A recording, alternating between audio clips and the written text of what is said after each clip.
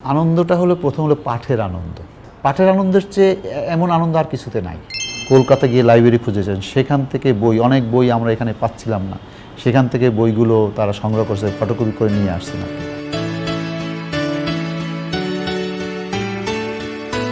বিশ্ব সাহিত্য কেন্দ্র বাঙালির চিন্তার চর্চাকে মলাটবদ্ধ করার জন্য একটি উদ্যোগ গ্রহণ করেছে।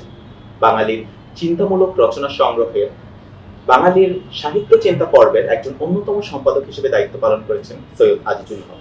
কেমন আছেন? ভালো আছি। প্রথমেই জানতে চাবো, এই যে কর্মযজ্ঞ বাঙালির চিন্তামূলক রচনা সংগ্রহ, এর সাথে যুক্ত হওয়ার গল্পটা কি ছিল? এটা সম্ভবত 2001 সাল।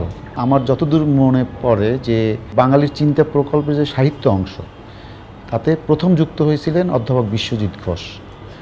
তার কিছুদিন পরে আমি যুক্ত হলাম এবং দুজনের মধ্যে ভাগ করা হলো যে তিনি সাহিত্য, কবিতা, নাটক এই অংশের সংগ্রহ তিনি নিয়ে আসবেন এবং আমি নিলাম উপন্যাস, ছোট গল্প এবং প্রবন্ধ অংশ। ওই সময় কর্মধারার সঙ্গে একজন মূল ব্যক্তি ছিলেন মাসুদুজ্জামান, অধ্যাপক মাসুদুজ্জামান আর শওকত হোসেন। এরা সমন্বয় করার দায়িত্ব ছিল। তা আমরা বিভিন্ন বিষয়ের আর কি পাঠের মধ্য দিয়ে প্রতি সপ্তাহে পাঠ করার পর এসে আমরা ওখানে বসতাম, স্যার থাকতেন এবং আমরা যারা এক একটা বিষয় সম্পাদক তারা বসতাম, সবাই মতামত দিতেন যে এটা থাকা উচিত কি উচিত না, সেটার পক্ষে বিপক্ষে সেখানে কথা হতো এবং কথার পরিপ্রেক্ষিতেই এটা নির্বাচিত হতো। বাঙালির চিন্তা প্রকল্পকে ধরা হয়েছিল যে 19-20 শতক, 200 বছরের বাঙালির চিন্তা। এবং কেন 200 বছরের বাঙালির চিন্তা? আধুনিক যে স্কুল, কলেজ, এটা 19 শতকের শুরুতে হয়েছে। ফোর্ট উইলিয়াম কলেজ তৈরি হয়েছে একবারে 1801 সালে বাংলা বিভাগ চালু হয়েছে। সুতরাং চিন্তার জায়গাগুলো এখান থেকে ধরা হচ্ছে যে আমরা এইখানে চর্চাটা হয়েছে, বিভিন্ন বিষয়ের চর্চা হয়েছে।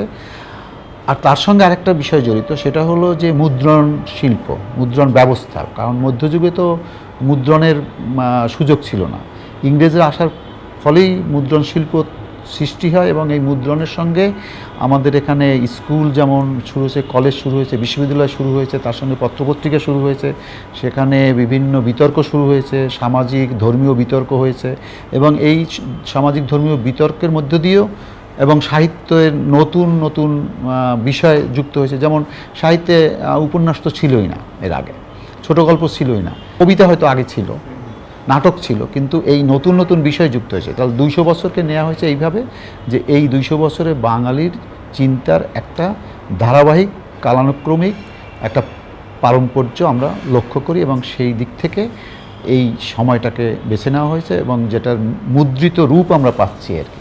সাহিত্যের সৃজনশীল এবং মননশীল দুই ধারাই যারা থেকেছেন তাদের মধ্যে মৌলিক চিন্তা ছিল, মৌলিক ভাবনা ছিল, দেশ ভাবনা ছিল। এই ঈশ্বরচন্দ্র বিদ্যাসাগর, বঙ্কিমচন্দ্র চট্টোপাধ্যায়, রবীন্দ্রনাথ ঠাকুর, শরৎচন্দ্র চট্টোপাধ্যায়, মানে এদেরকে আমরা তো পাচ্ছি। সুতরাং আমাদের বাছাইয়ের ক্ষেত্রে এই যে এই ব্যক্তিদের বা মাইকেল মধুসূদন দত্ত, এদের তো আমাদের খুব বেশি মানে বাছাইয়ের জন্য অনেক বেশি হাউতাস করতে হয়নি, এরা তো ছিলই এবং এদের লেখার সঙ্গে আমরা পরিচিত। অনেক অখ্যাত লেখক আছেন যারা ওই যে বললাম স্টলওয়ার্ট না, অত খ্যাতিমান না, রবীন্দ্রনাথ না, তো সেই রকম কোনো লেখক বাদ পড়েন কি? সুতরাং খুঁজে বের করা।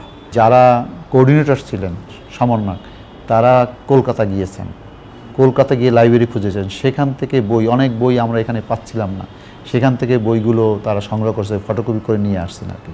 আমরা এটা বলতে পারবো না যে আমরা 200 বছরের সমস্ত মৌলিক চিন্তা আমরা এখানে জড়ো করে ফেলছি, এর বাইরে থেকে যেতে পারে। কিন্তু চ্যালেঞ্জটা ছিল যে যাতে এই মৌলিক ব্যাপারটা নিয়ে প্রশ্ন না আসে, আর একটা হলো কেউ যেন বাদ না পড়ে। চ্যালেঞ্জের পাশাপাশি নিশ্চয়ই কিছু আনন্দদায়ক ঘটনাও ঘটেছে। আনন্দটা হলো প্রথম হলো পাঠের আনন্দ। পাঠের আনন্দের চেয়ে এমন আনন্দ আর কিছুতে নাই।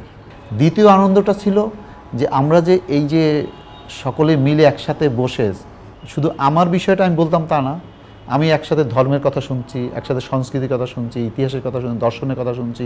সুতরাং আমি কিন্তু মানে এনরিচড হচ্ছি, সমৃদ্ধ হচ্ছি। অন্য বিষয়ের যে আলোচনাগুলো হচ্ছে, এই 200 বছরের কী চিন্তা, আমাদের কিন্তু ওই সময়টা সবচেয়ে আনন্দের ছিল। আমরা এই যে 3-4 বছর যে এখানে আসতাম প্রতি সপ্তাহে এবং বাসায় নিয়ে পড়তাম, এই দুটো আনন্দই আমাদেরকে মানে আনন্দও দিয়েছে, সমৃদ্ধ করেছে। আপনাকে অসংখ্য ধন্যবাদ এবং আপনাকে আজকে আমাদের মাঝে পেয়ে আমরা খুবই আনন্দিত এবং আমি নিজেও সমৃদ্ধ হলাম। ধন্যবাদ। ধন্যবাদ আপনাকে।